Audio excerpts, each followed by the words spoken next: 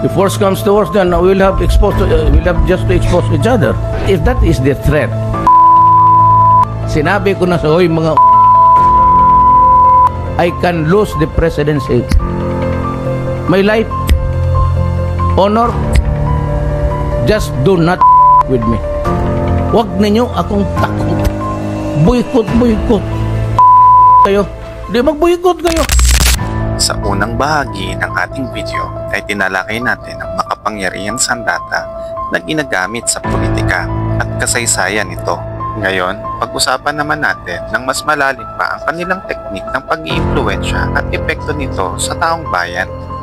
Bago ang lahat, intro muna tayo. I want a bloodbath talaga. Yan ay aking papalagan. Baka susunod ka sa dinaanan ng tatay mo.